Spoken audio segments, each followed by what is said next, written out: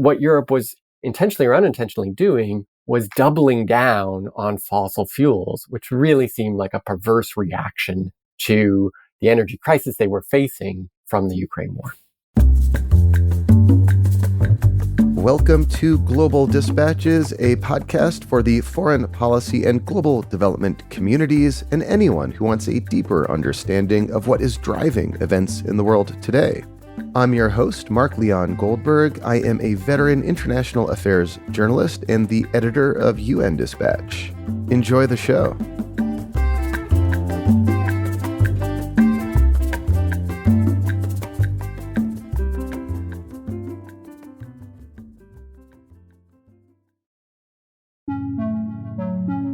When Russia invaded Ukraine in February 2022, there was a brief moment where it seemed possible that this crisis might inspire European governments to turn away from fossil fuels. Russia was a huge supplier of natural gas to many European markets, and with those supplies suddenly cut off, there was an opportunity to replace Russian fossil fuels with clean energy. That did not happen. In fact, just the opposite occurred. According to research by my guest today, Jeff Colgan, European investments in clean energy fell precipitously following Russia's invasion of Ukraine as governments scrambled for fossil fuels. Jeff Colgan is the Richard Holbrooke Professor of Political Science at Brown University and co-author of a new report, Letting Europe's Energy Crisis Go to Waste: The Ukraine War's Massive Fossil Fuel Costs Fail to Accelerate Renewables. We kick off discussing the state of Europe's energy transition from fossil fuels to renewables prior to Russia's invasion of Ukraine, and then have an extended conversation about how and why Europe doubled down on fossil fuels during the energy crisis that followed. This is one of my favorite kinds of episodes we do at Global Dispatches, in which we bring interesting academic research to the policy community that congregates around this show. I think you'll find Jeff Colgan's research particularly interesting and useful. As always, please sign up for the Global Dispatches newsletter at globaldispatches.org, and please do support the show through a premium subscription on Apple Podcasts or Patreon. The links are in the show notes of this episode. Thank you. Now here is my conversation with Jeff Colgan of Brown University.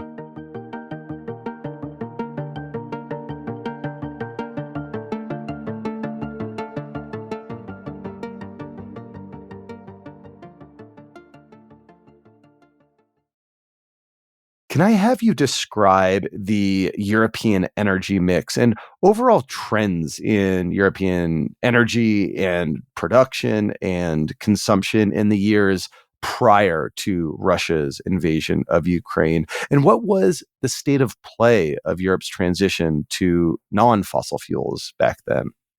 So broadly speaking, before, say, the fall of 2021, Europe was significantly dependent on fossil fuels, and particularly dependent on natural gas and other fossil fuels from Russia, right? So oil and coal as well, but especially natural gas.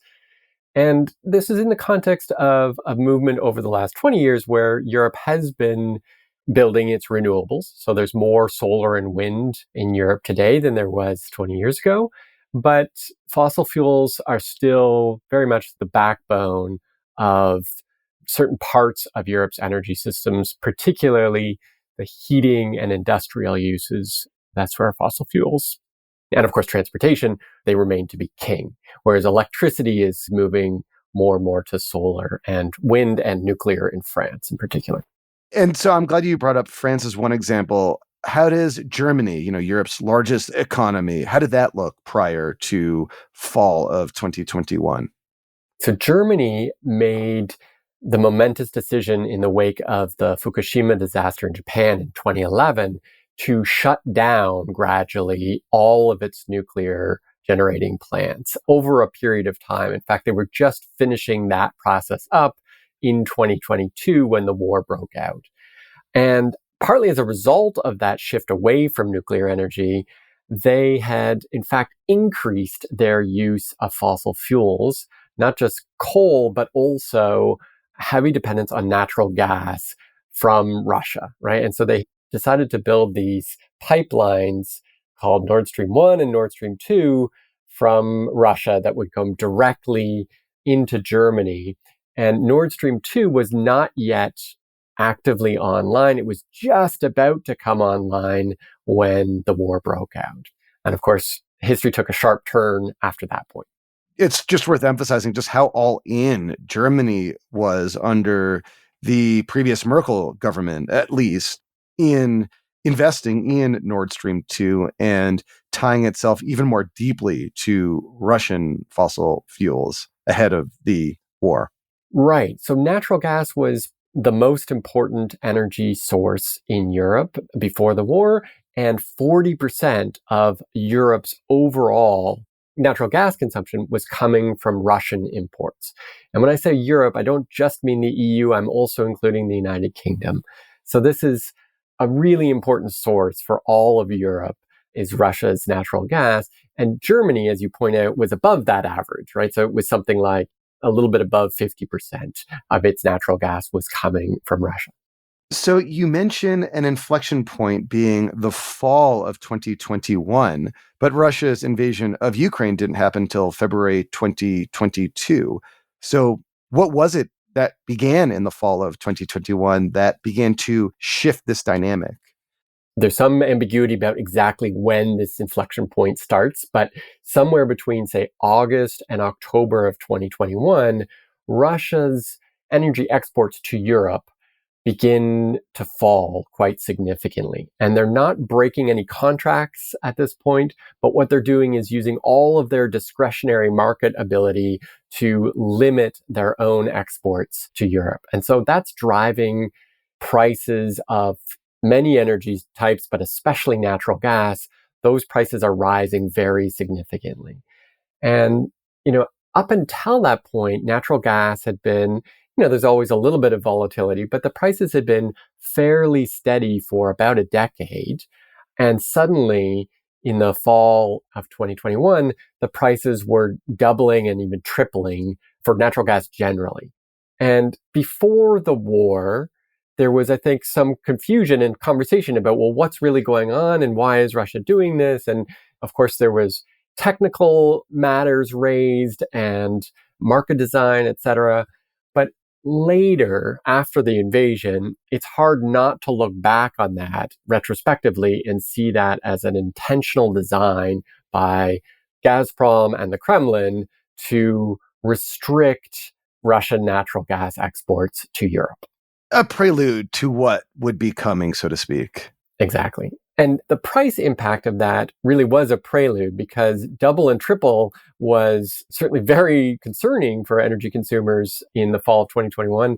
But that was just, a warning sign of what was to come because in 2022, prices for natural gas went to about 10 times their historic average. So there was really a sharp increase. And this had massive consequences for residential energy prices in terms of people heating their homes, and also for many industries that rely on fossil fuels for industrial purposes, whether that's petrochemicals or for heating processes to make aluminum and glass and a million other substances that we use in everyday life.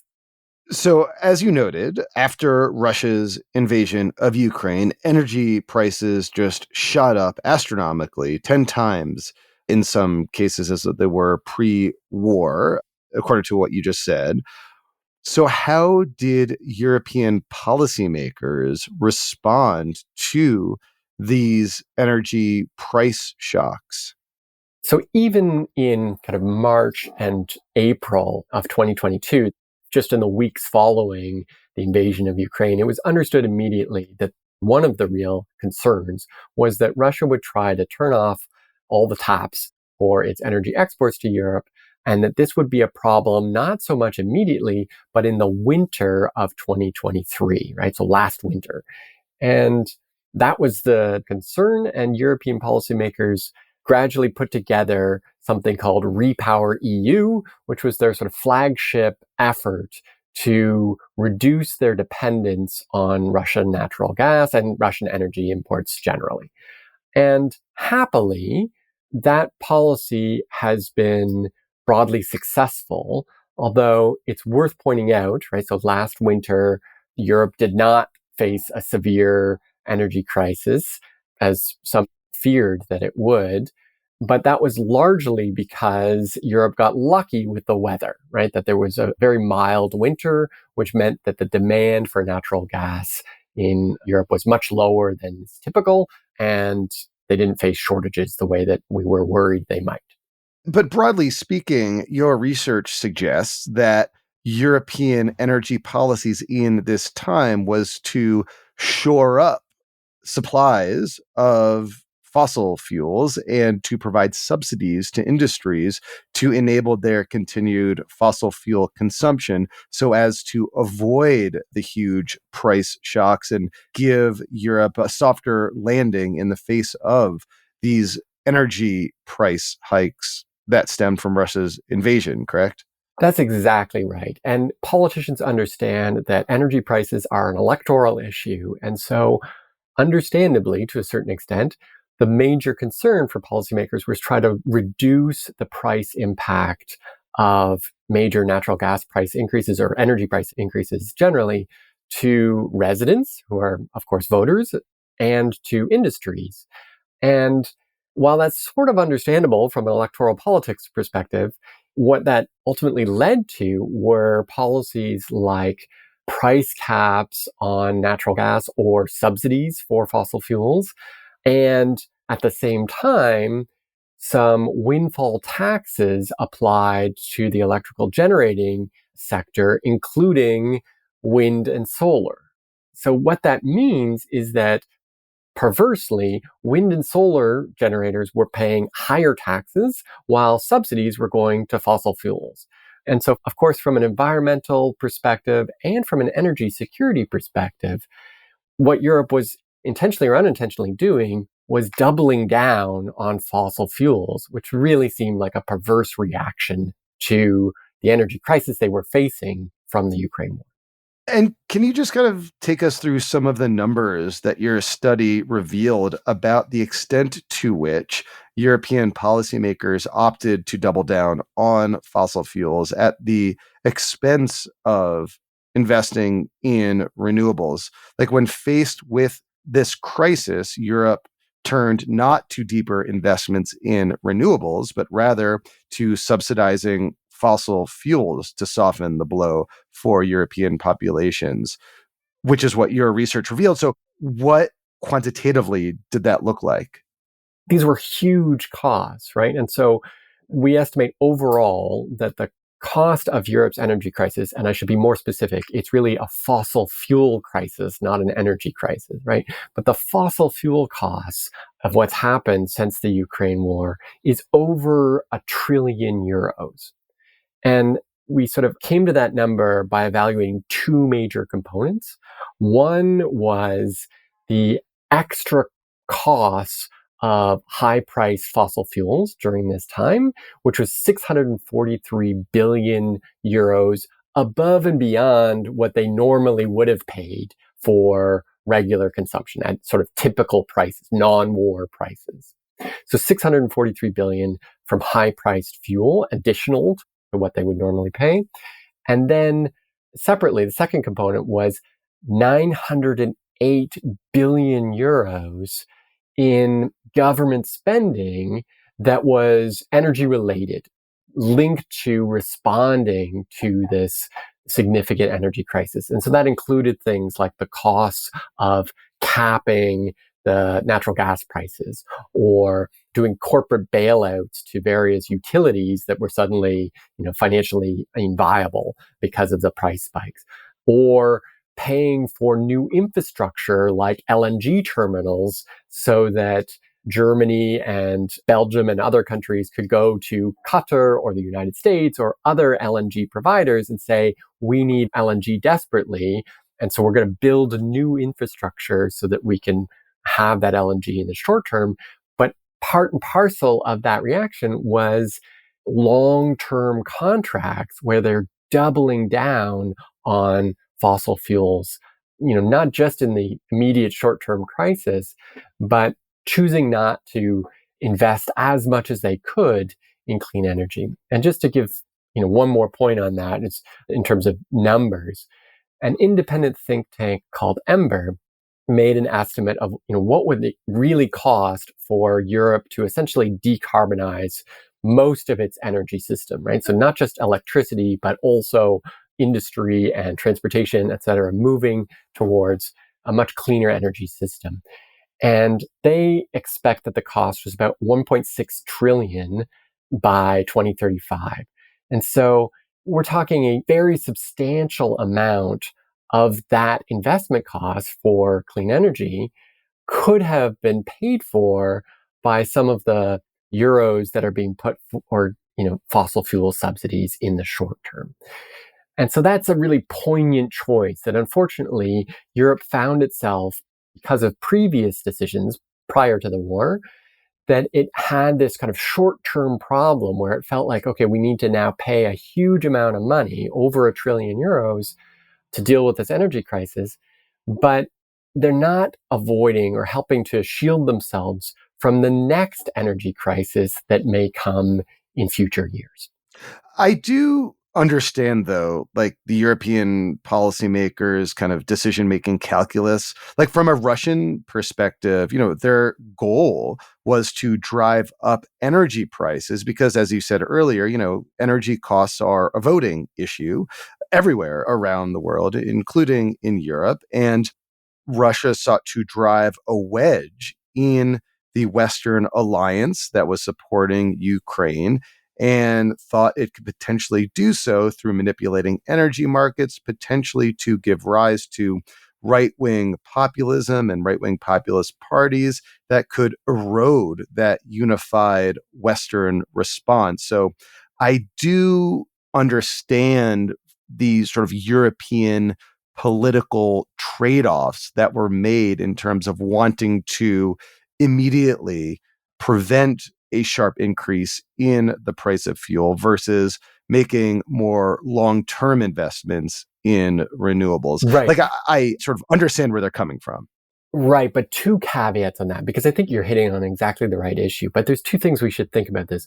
One is, yes, it might have made a lot of sense to pay what needs to be paid in the sort of 3 to 5 year time horizon to take care of the immediate crisis. But that's very different from locking the economy into a fossil fuel future that extends 15, 20, and more years into the future. And that's unfortunately what we've seen in a lot of different cases. So there's a big difference in terms of the time horizon, right? And the other thing that I would just point out is that, while solar has done very well, and we've seen a lot of growth in solar in Europe, wind energy has not done very well. And so you would think, if ever there was going to be a time to sort of double down on renewables, it would be following the invasion of Ukraine. But in fact, in 2022, investment in wind was down 40% compared to 2021, right? Down 40%, right? This was the moment for wind to really take off. But in fact, that's not what we've seen. And partly this is not just policy factors. There's also things like rising interest rates that have made the economics of wind harder. But there have been some policy mistakes that have made wind much less profitable. And so then you have some of the major companies like Vestas or Siemens that are wind manufacturers in Europe that are reporting major losses in 2022 instead of profits. And you're seeing that the whole wind energy sector really struggle, in part because of permitting issues, regulatory issues, and just not enough commitment to really drive the clean energy transition forward at an accelerated pace, given the energy security needs that Europe now faces in the wake of this threat from Russia. Yeah, I mean, I agree with you. Your report does make, I think, a compelling and quantitative case that the energy crisis of last year in Europe was very much a crisis wasted and an opportunity squandered when it came to accelerating the energy transition in Europe. So like what could have been done? What was like a discrete policy that European policymakers like avoided taking or did not take to now our detriment in terms of accelerating that energy transition? Yeah. So, for instance, in the United Kingdom, they have what's been called sort of a de facto ban on onshore wind. So, it is essentially impossible for wind producers to build in the United Kingdom.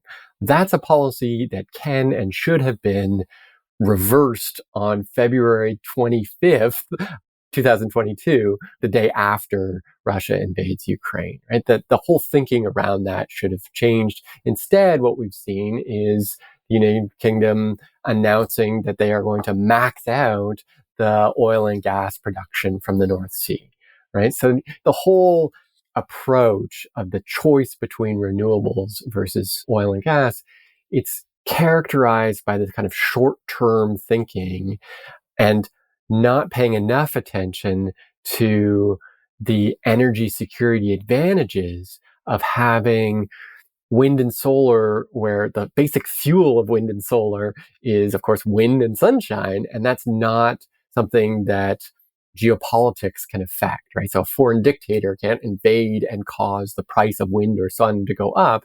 And that's a real advantage that at the moment isn't being baked into some of the wind investment or wind policy or energy policy decisions that governments take, right? We talk about levelized costs of energy, where we compare the costs of renewables versus fossil fuels versus coal. And again, when we talk about specific policies that could have changed, one thing that should be changed is how we capture the energy security advantage of types of energy like wind and solar that are not subject to market risk for their fuels.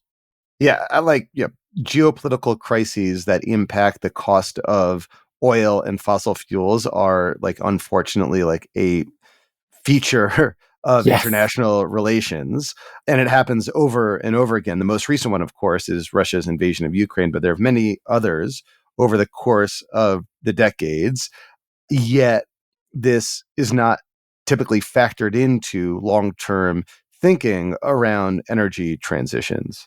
exactly right. And part of the reason we wrote the report was to call attention to that fact and to say, hey, it's time for us to do better analysis on this and recognize that the reason to do wind and solar, it's not just about saving the environment, it's also for energy security. So you said earlier that one of the responses to the energy crisis of last year was a situation in which European governments made long-term investments in, say, liquid natural gas. Is there anything that could be done to like reverse those or undo those investments? Or going forward, what are some of the kind of more concrete or realistic policy options that are available to European policymakers to both ensure that short-term energy security that could be impacted by another crisis and also make those kind of longer-term investments in renewables? Yeah, so there are some things that Europe can do with in terms of its taxonomy of sustainable investing and some sort of really wonky things that Europe can do to try to boost the case for wind and solar. But just stepping back from that just for a moment, I mean, I think the goal should be to try to set kind of retirement time horizon for fossil fuel assets, right? To try to say, yes, we understand that this has been a crisis and that these things are hard to solve in the very short term. But, when we're looking at committing to new natural gas infrastructure, pipelines, et cetera, the expectation should be built in that this is going to be 3 to 5 to maybe 7 years of usage. And then that infrastructure needs to either be retired or to transition to something like hydrogen pipelines, et cetera. Hydrogen pipelines is one of the things that many people are talking about as sort of the wave of the future and how that infrastructure will transition. But of course, there's big questions around the economics of hydrogen that nobody really has the answers to yet. And so one way or another, there needs to be more clarity on how that transition away from oil and natural gas pipelines will happen, and to make sure that the economics of it are not such that it's the taxpayers that take all the risks associated with that infrastructure. Private sector has to be able to price that in as well. Jeff, we'll have to leave it there. Thank you so much for your time. Thank you, Mark, for having me on.